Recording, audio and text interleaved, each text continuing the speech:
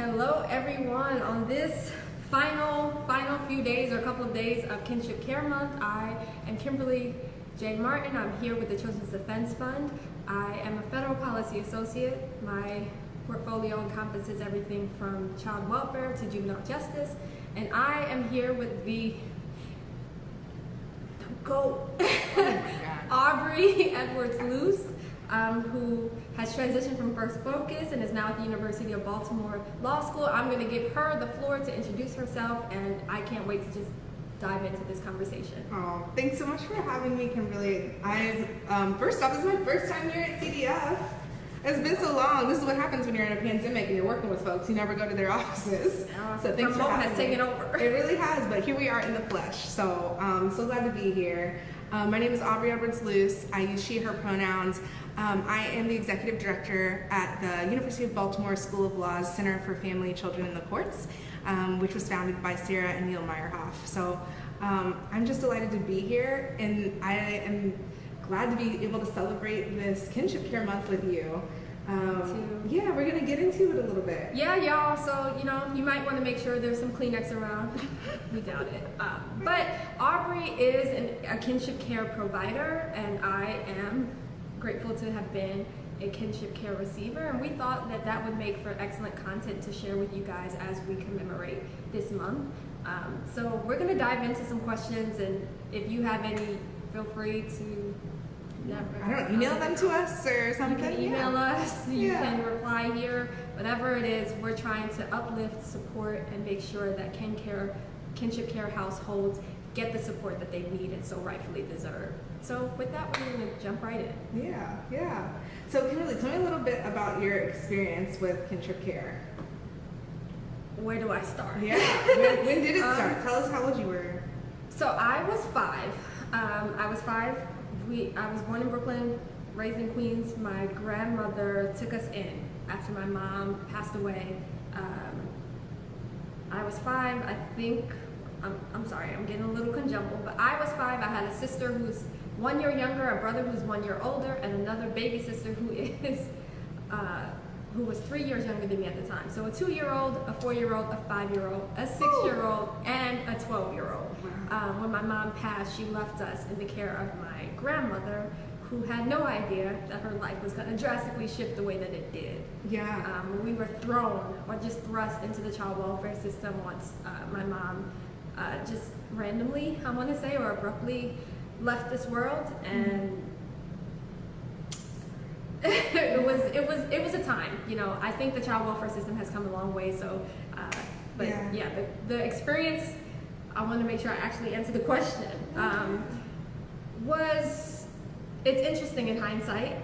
I know that my grandmother fought that system for the duration. I don't believe we were formally or finally adopted until I was 17 or 18 years old, which made it kind of unnecessary at that point. But I still had siblings who were younger, so it did work out. But she did fight that system for upward of 15 years. Wow. And when you say fight the system, like what? I think a lot of people, when they think about foster care and they think about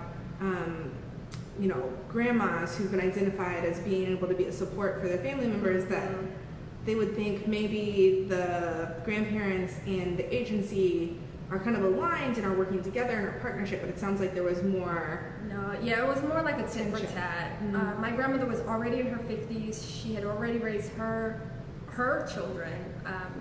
She was working a full-time job, and the child welfare system seemed to, in my opinion, or my perception as a 5-year-old, highlight the ways in which she couldn't show up for all of us, including her age, including the fact that there was no way that she could put food on the table unless she went to work.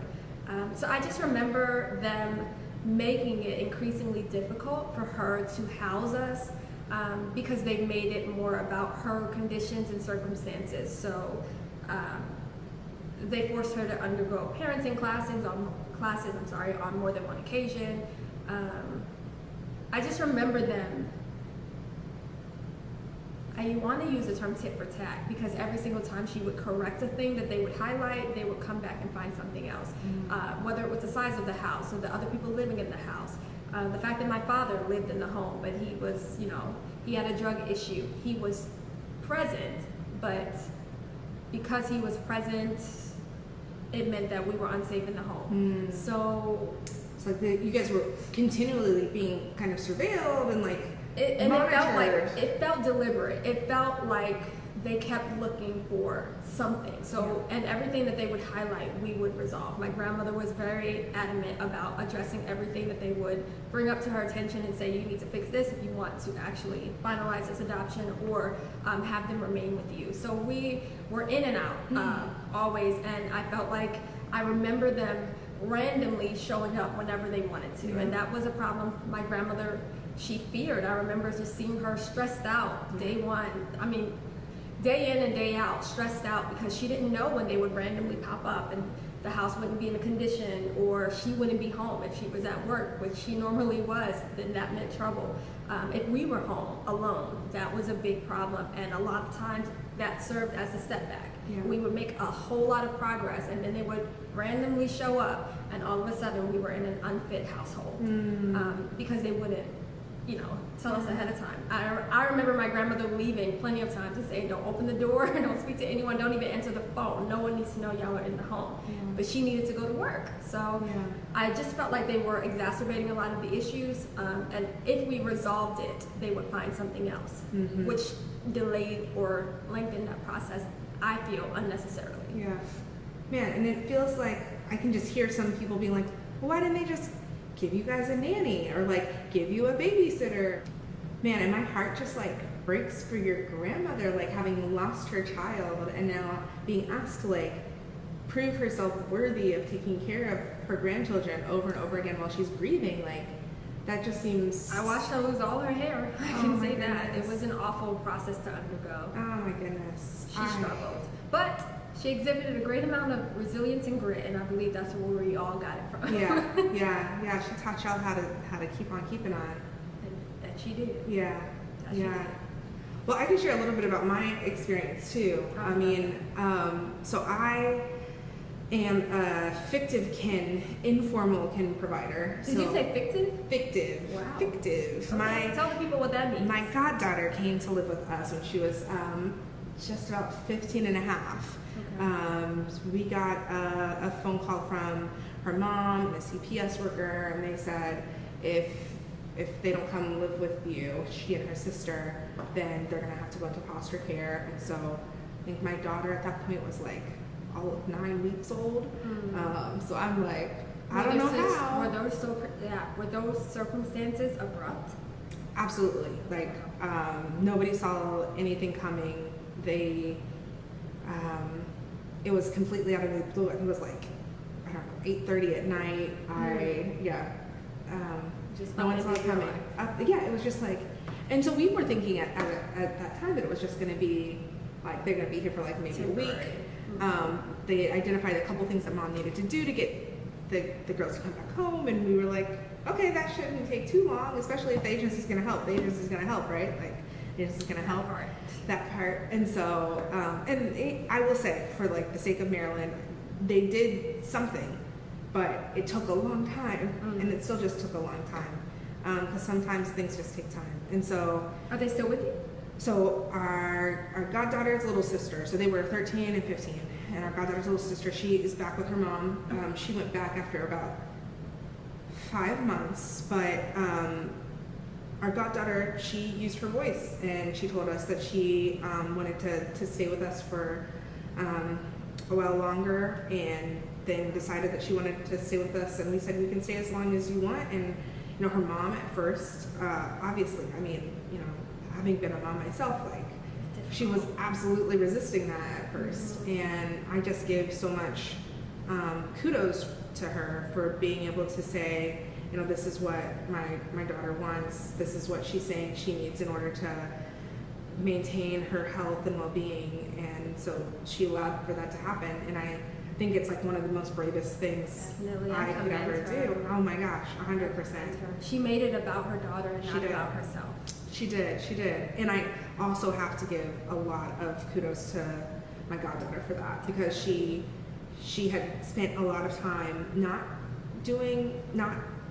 asserting what it is that she wanted and needed, and then she did that. She found her voice. And she did. She found her voice, and people kept listening. I love it. And good for her. yeah, I know. She's the goat. How much She's of that the did goat. she get from you, Aubrey? Oh no, that is absolutely, she's the goat. She was doing that, and I just got to cheerlead and said, "We're listening. What do you need?" And On the and that's sidelines what- like a proud parent. That's it. That's love it. So it. yeah, I remember when she came to be with us, her, my goddaughter's mom and me, and my goddaughter's mom like turned to me and said, "Okay, so now we're co-parenting," and I was like, "Okay, so now we're co-parenting."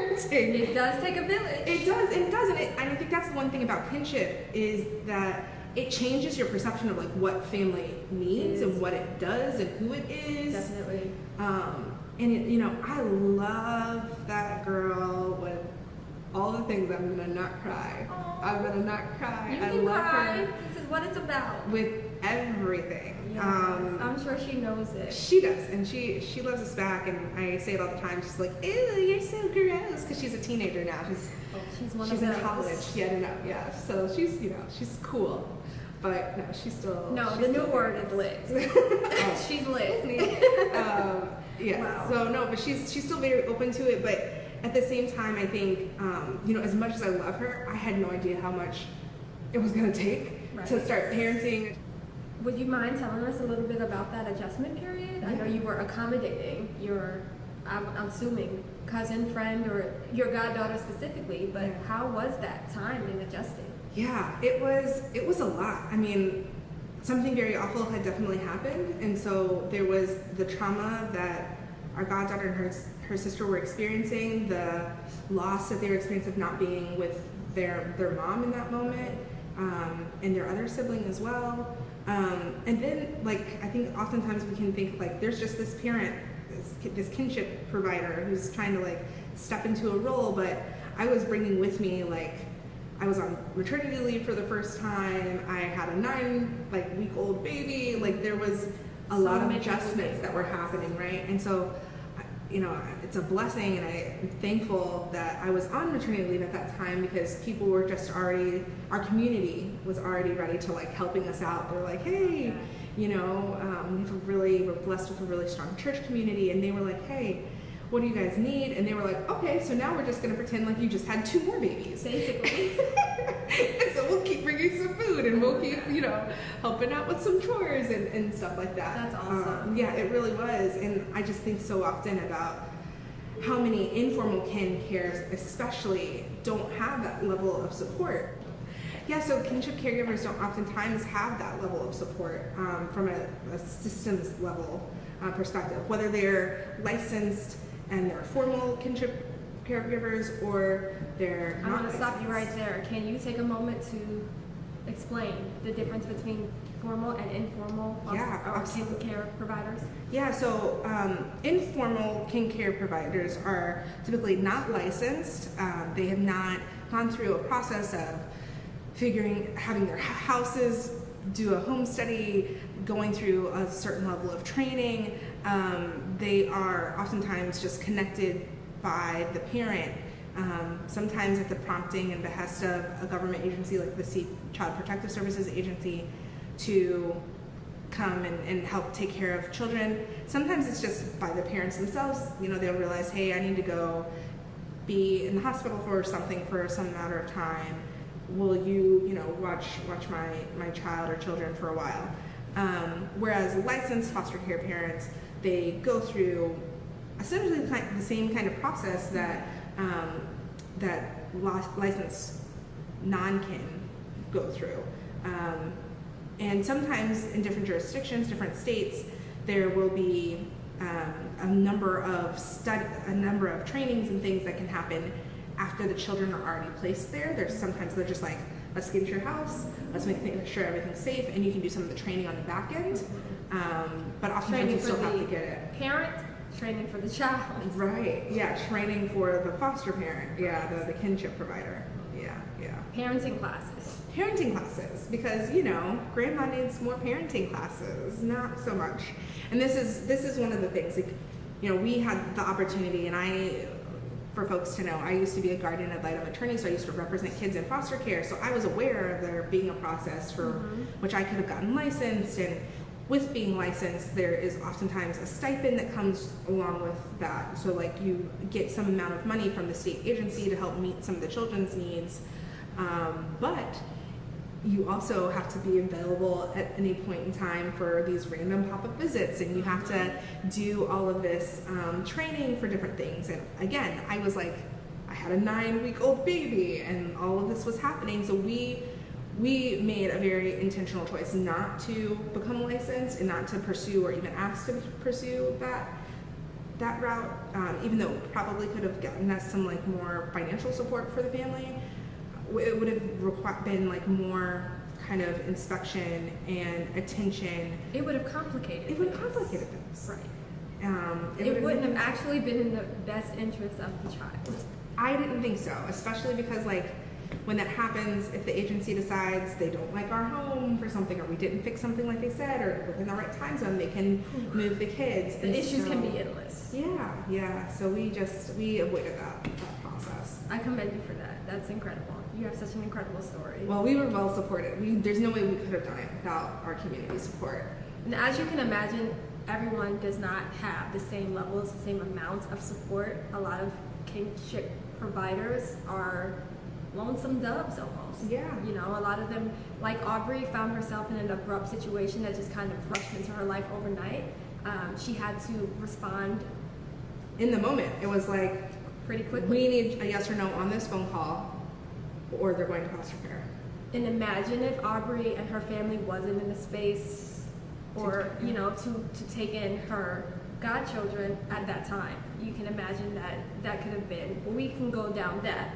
Yeah, loophole another time. Yeah. So we wanted to give you a bit of a background for why we thought we could speak to Kinship Care Month, and the only way to really do that is to give you some of our own personal story in transparency, and let you know that we're both blessed because of the kinship care provider role, and I don't know that we would have it any other way, would we? Absolutely not. No. Couldn't pay me to not have been raised by my grandmother, even though it had its challenges. For sure.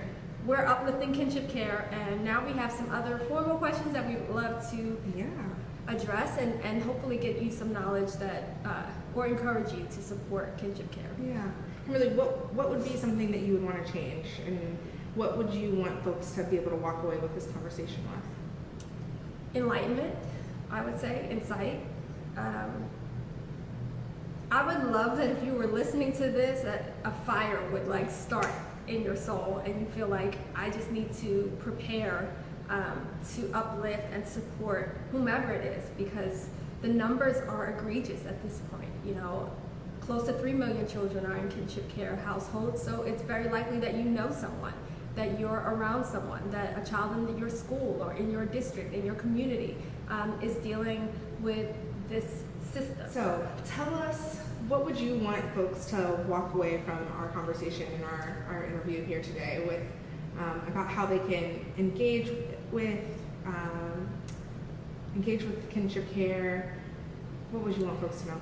First of all, Aubrey, that's loaded. I would want y'all all to, get on the phone with your mayors and governors, but I'll keep it simple. I would say it's important for me that you guys feel an internal push and motivation to lift up kinship care, even if you were to be inspired to do some research of why it is the best alternative for children, especially and specifically. I would love for you to feel almost an enrage to make sure that the foster care system isn't seeing more children than they need to. The numbers are there; they're egregious. We're talking close to 3 million children who are currently in kinship care households, and that being the case, you probably know a child, you probably know a teacher. I ran into Aubrey, and I didn't know that she was a kinship care provider. So just that simply, if the numbers are where they are, it's quite possible that these children are surrounding you. 1 in 3, 1 in 2, 1 in 5, it doesn't even matter. I would want you to lift up ways to support them creatively. You know, if you have a mother in your neighborhood who has inherited her niece and nephew, send support if you can. Hand-me-downs. Hand-me-downs are so needed and necessary and won't be turned away. That's right. Kinship care providers need the help, and most likely, statistically, it's mostly grandparents, so they're tired. They're tired, and their incomes sometimes aren't as flexible as folks who are like still working, right? Right, Yeah, and just like Aubrey's situation, it just kind of happened abruptly, and we just have to respond in the moment, or we lose out on an opportunity to take care of these precious children. And for those reasons, if you're not in the place or in the position, you want your community to step up. And so we admonish you to step up in every way that you can. It can be creative, it can be financially, it can be spiritual. Even if you just wanted to pray, make sure you add to your prayer list. Absolutely. That you are covering children in kinship care households, and that other children who are being removed from their homes are given the opportunity to be placed in the care of a relative. Absolutely, absolutely. I mean, I think one of the most beautiful things about kinship for me is the being able to continue the connection with family, right? Like my goddaughter's mom could come over whenever they wanted. Like, they were able to continue to have a relationship with the family, and I think that piece of it is so beautiful. There's so much that we can learn from kinship care in terms of ways in which our kind of typical traditional foster care works. We can learn about how can we support families better by just looking with and engaging with and learning from a lot of kinship caregivers and children who've been in kinship care as well. And I think at the same time, what we all experience is that there just needs to be more support, just like you were saying. And as it pertains to mental health as well, you know, children who are, I often use the term matriculating through, but it is a challenging experience, and it's basically a trauma, right? And we want those traumas to be addressed. Yeah. And what I find, and research proves, is that children who wind up in the homes of relatives, those relatives are more inclined and more prone to meet those needs, to address their traumas, to make sure that they're processing their pains and all of the circumstances that they're going through, whereas foster parents are not always equipped and not always willing to do that for a child coming into their care. Well, right, and then I think there's something about having a kinship relationship, right? Whether it's fictive or by blood, like, there's a familiarity and there's like a trustworthiness to be able to start the conversations that might lead to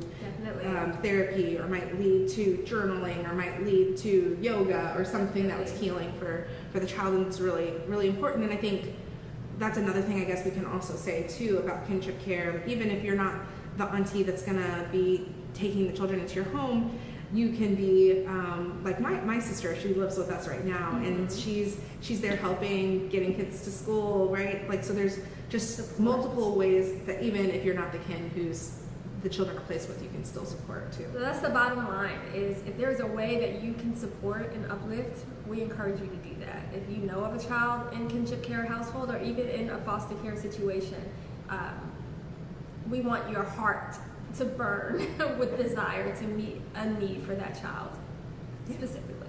That's it.